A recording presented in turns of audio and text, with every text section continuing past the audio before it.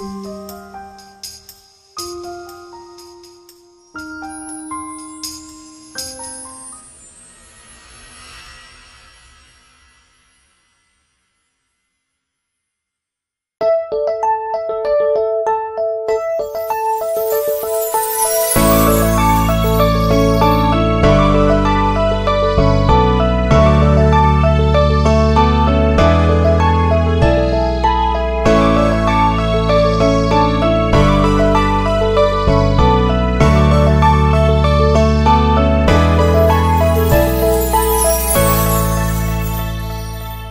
and welcome to King's College London. Today I have Waqar, the president of King's College Pakistani Society with me. So Waqar, can you just tell us a bit about the event you organised today? So today we were fortunate enough to have the British Pakistani Foundation come here and deliver some keynote speeches regarding the brand Pakistan. So they were talking about how we can strengthen the brand of Pakistan through arts and culture. We wanted to share some of our story and share the kind of ethos of what is BPF, and Saad's kind of alluded to how BPF came together. And what he's also mentioned, which is key to today, is we don't have a brand. And when I say brand, I don't mean Pakistan as a country. We don't have a brand as a community. We're not collaborative, we're divisive, we sit in our silos.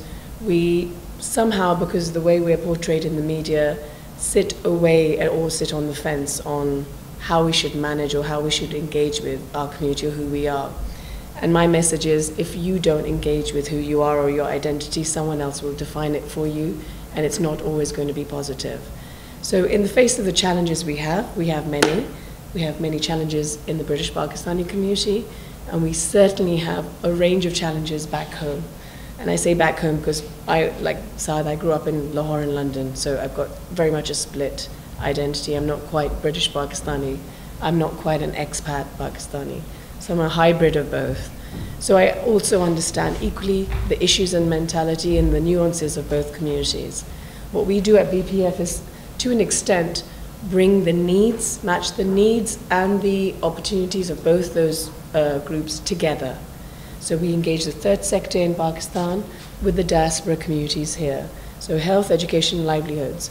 So similarly, apart from my day job, when I came across, I had a conversation with a group of friends back in the winter of 2010. I can't remember specifically what had happened in the media, but practically every day I opened a newspaper or listened to the radio, there was something about Pakistan. There was something about Pakistanis, and it wasn't nice.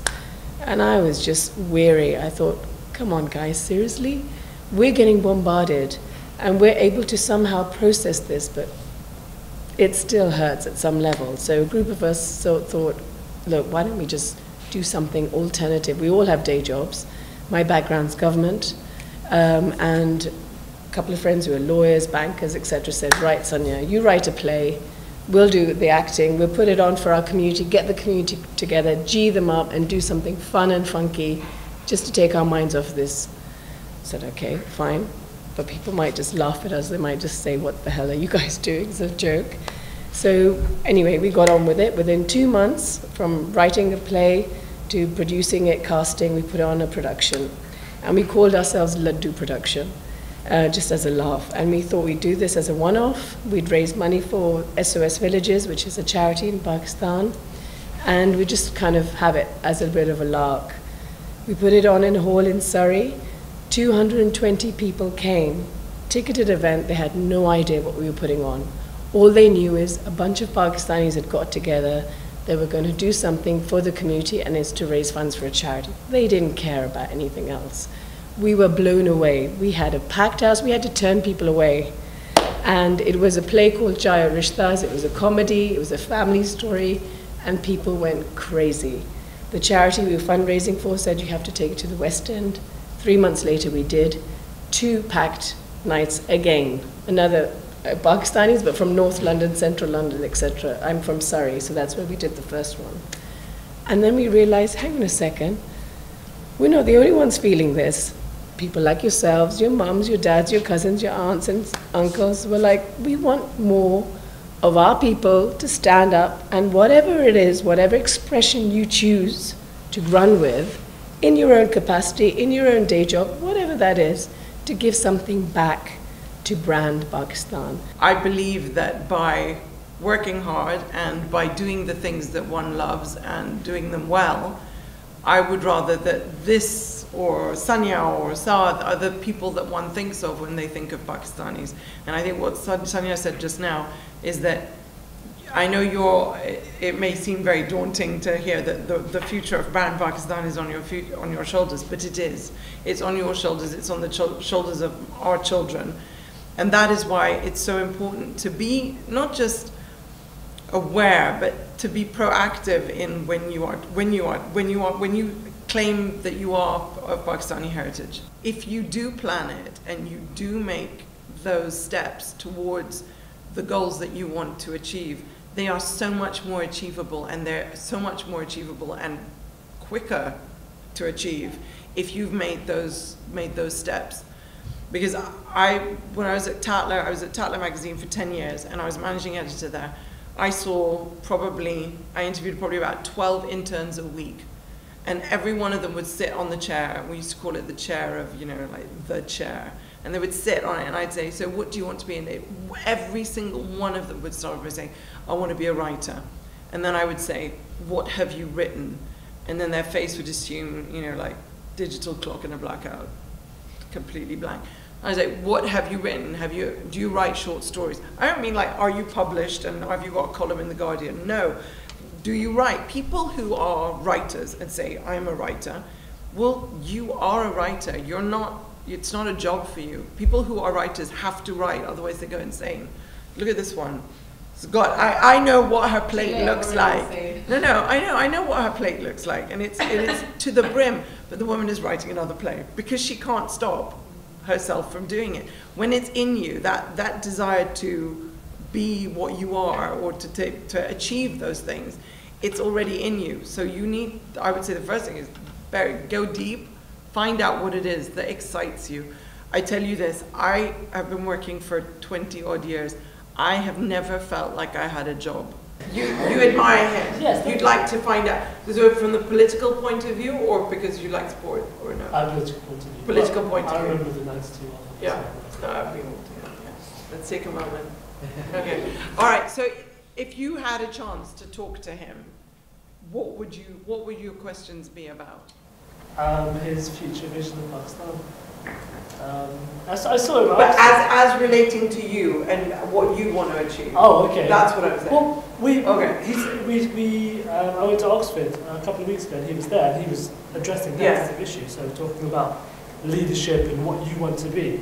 So it was the Pakistan Leadership Conference in Oxford. Yeah. So he was giving his conversation, his talk around what your goals are and how to achieve them. So it was based around that.